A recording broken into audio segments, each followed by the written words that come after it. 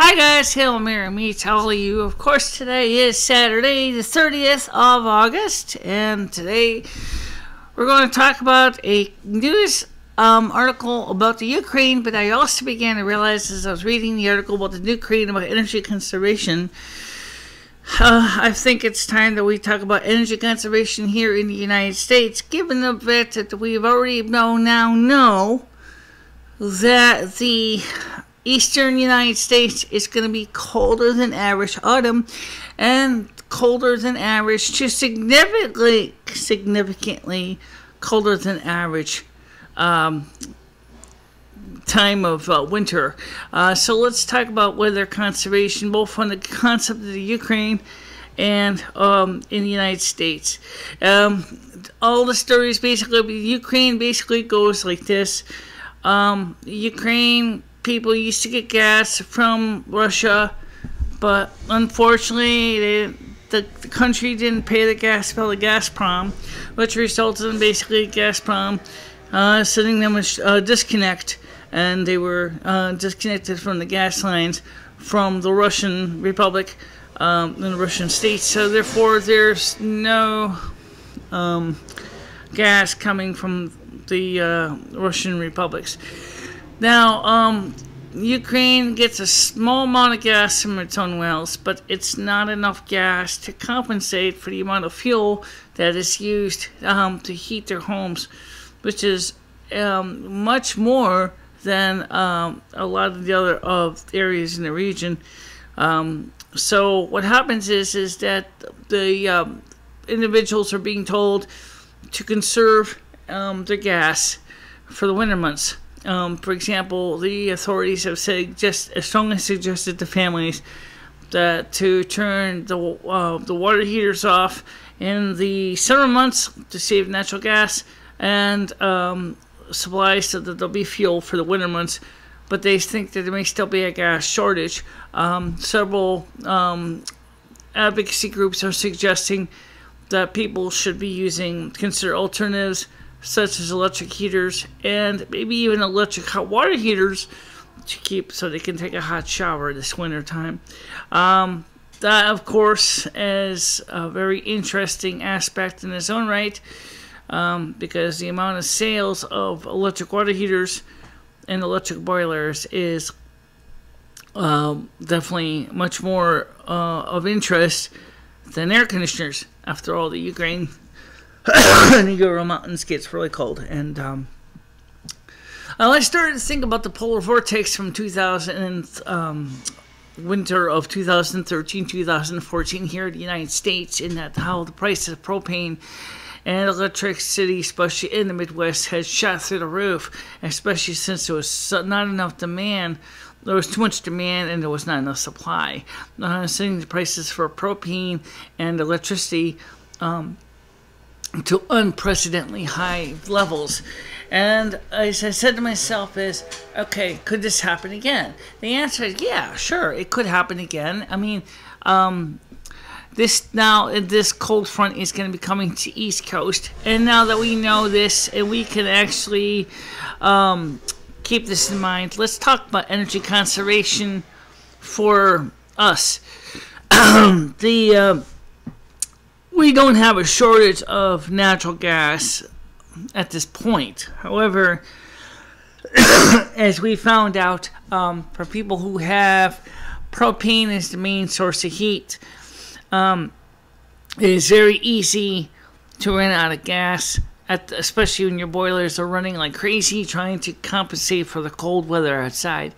It'd be very best if you could consider things such as insulating your home. And this could be the time to do it right now. If your home has no insulation or has inadequate insulation, this could be the time before the cold and the snow sets in to start the process of trying to add some insulation and weather stripping and other measures to allow you to keep the heat where you want it, that is inside your building, which obviously is key to lowering your energy consumption, which can lower your energy bill.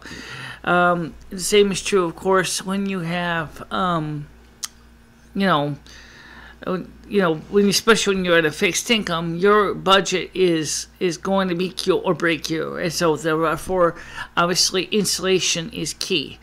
You can use the thermal film that you can put on the windows with a hairdryer on your windows, which will help to keep the heat in. Of course, ideally, you should replace the windows with new thermal insulating windows, such as double and triple glazed, which would certainly be a great asset to help lower your costs, seal all the gaps, leaks, air leaks, including holes where cable wiring comes in, phone lines, gas lines, water lines, sewage pipes, whatever. Make sure that there's no holes. This also has another advantage that this also keep unwanted pests, such as cockroaches, black ants, carpenter ants, crazy ants, whatever, out of your home. Of course, crazy ants are really microscopic, so you really have to really work hard if you got the raspberry crazy ant to keep them out. Because I mentioned the raspberry crazy ant specifically because they say that the south is going to be, the southeast is going to be way below average. So definitely insulating your home would be a great thing. When I was down south, one of the things I noticed is that the heating systems down there are really not adequately to deal with a New England type winter. So obviously you'd be burning gas like crazy trying to heat a home that is usually inadequately insulated. So obviously insulation is key. But another thing you can do to lower your operating expenses is to turn off vampire loads. The mixer here is a vampire load because the transformer inside is always running even when you turn the switch in the off position. So what we do is we turn it off on the power strip so that we are not using electricity unnecessarily and providing proper safety considerations and also cutting loads like that. Also, unplugging appliances that you don't need is also good for electrical and safety reasons also, because of the fact is that if you have a major surge or spike, especially if they're cheaply made, there's a chance that they might catch fire. And instead of leaving them unattendedly plugged in and sucking out watts out of your meter, it'd be better to just turn them off and save a couple dollars here and there. The same is true with appliances, like bigger appliances like water heaters and things like that, is if you can turn the water heater down to a cooler temperature so you can still get a warm shower, but I mean, unless you're working in food service, you're not going to need to leave the water heater 160 to 180 degrees. That's almost unnecessary. You can certainly turn it down to say to 120, 140. For most people, that'd be fine. Also, the use of your oven is a real energy waster. I gotta remind you, if you're just cooking something simple, the microwave or even using a stovetop hob be better than going through and firing up the big oven to warm up, say something like a pizza or something like that. Unfortunately, microwaves don't have one because I don't really use it, but when I do cook, I certainly don't use a lot of major heat sources. For example, if I'm warming up something from the night before in the oven, I turn the oven to about 150, 160 degrees. That's because it's going to provide me with just enough heat so I can eat it, and not so much that it's going to desiccate my food or make the plate too hot to grab with my bare hands, which may sound silly, but the truth is if I'm making food and make it on the plate, so I don't have to wash as many dishes. The same can be done. I'm sure the same thing is being done in the Ukraine as well. Also, other things, like I said, is you might want to consider electric heaters, as they're being recommended for people who are living in apartments in the Ukraine. Electric heaters are fine, but please make sure to read and understand the safety of your heater before you get too gung-ho. Number one, depending on the size of the heater and the type of heater, you definitely want to keep at least about 2 to 3 feet away from anything combustible like drapes and things like that, for a lot of reasons. If it's a heater like mine, it's got a fan in it, and it could suck the drapes into the inlet and cause the heating elements to overheat. That's not cool. But some of the cheaper ones don't even have a thermostatically controlled safety. So if you get into something like that, it could cause the thing to overheat. The drapes can catch fire, and then you will go from having a cold house to no house. Okay, that would kind of suck. Trust me. Lastly, is they were suggesting for some people to basically cut back the electric use by using candles and or kerosene lamps. Let me just remind you right now, for those of you who are considering that option, even in the United States, please make sure to not leave any open flame unintended. Do not expect that your kids or your pets are going to know the difference of a candle and an electric lamp picture if they knock the candle onto your carpet, or your kerosene lamp falls onto the floor and breaks open and all the kerosene spills all over everything and the rugs, especially rugs. It's going to act like a giant wick.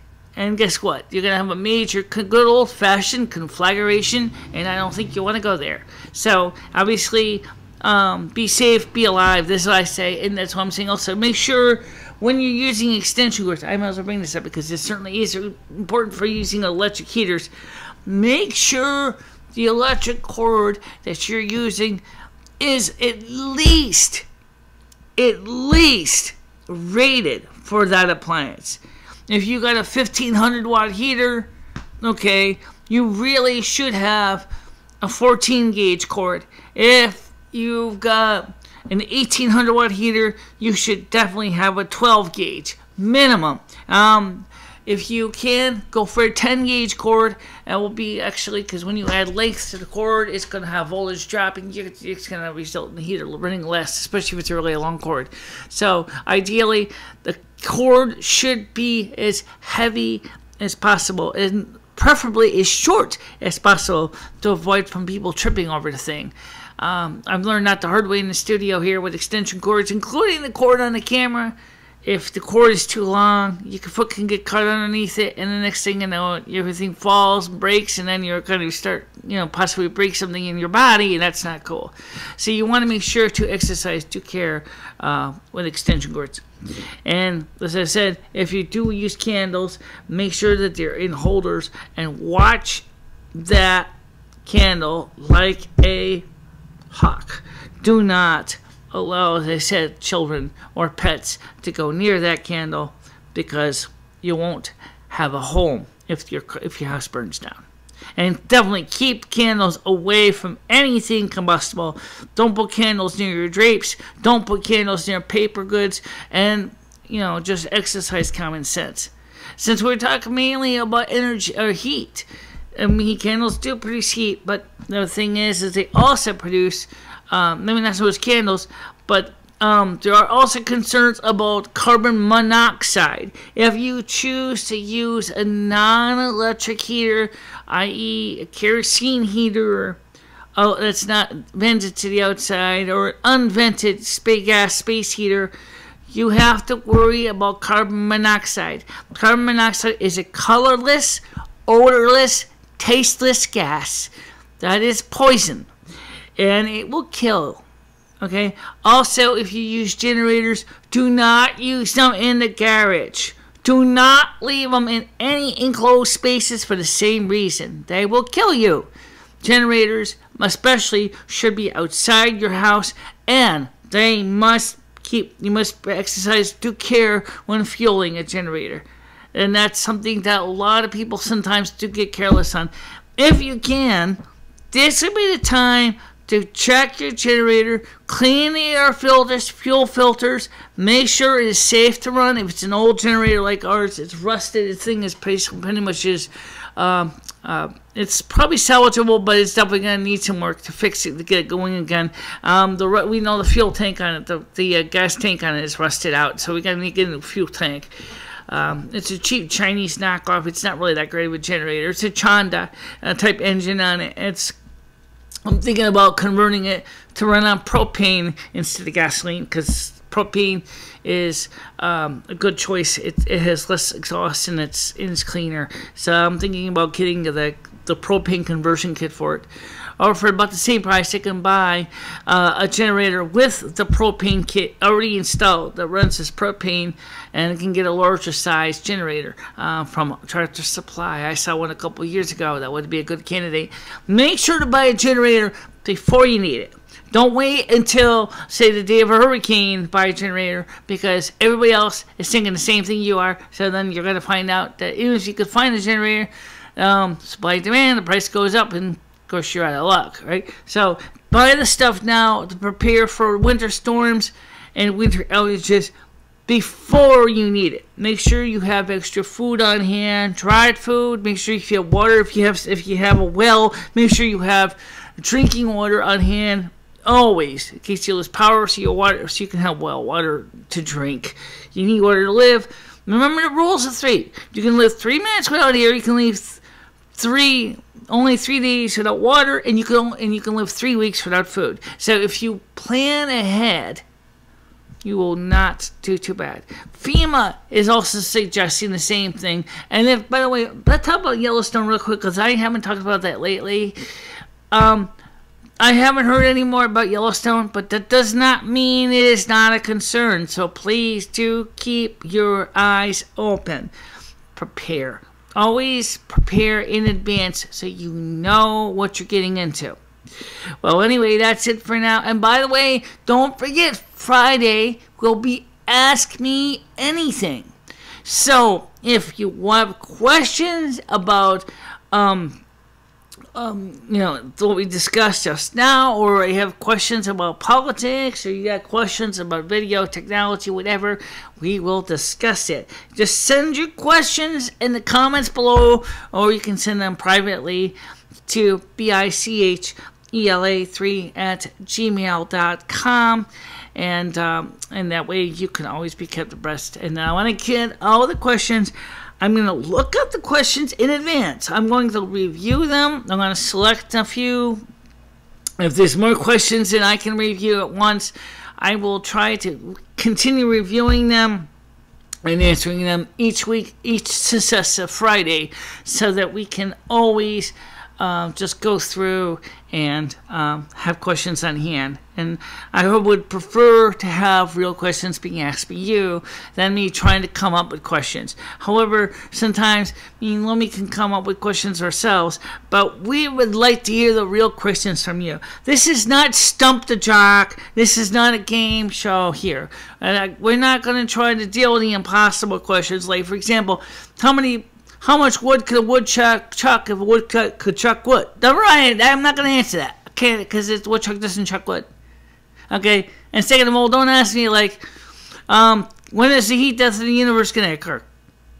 I don't even know. I don't either. I've heard of it. It's a pretty long time from now. When will the last sun go? When will the last sun of our universe go out? I don't know. Those are the kind of questions I can't answer. But I will try to answer almost anything you put to me. I may not always have an answer that week. I will try to research it and give you an answer as best I can, as soon as I can. And I will answer those questions on Friday. And if you send me, if you want, I also will try to answer the question for you in private as well, so if I can. And of course, that means I have to go ahead and transcribe what I said on the channel. I might be able to do that. All right, guys. It's late. The sun's starting to come in. It's about 3 o'clock. We got something going on this afternoon. I'm going to get going for that.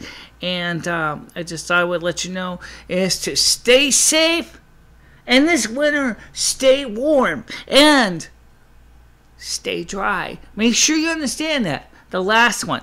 Nothing can kill you as fast as dampness, wind, and coldness. So if you keep yourself dry and you keep yourself warm and you have very little wind, which is part of wind chill, you will be in much better shape. That's why I mentioned about sealing any cracks and crevices in your windows and your doors so that all of the heat stays in your home and doesn't go outside. So for now, I'll talk to you soon. Bye-bye, everybody.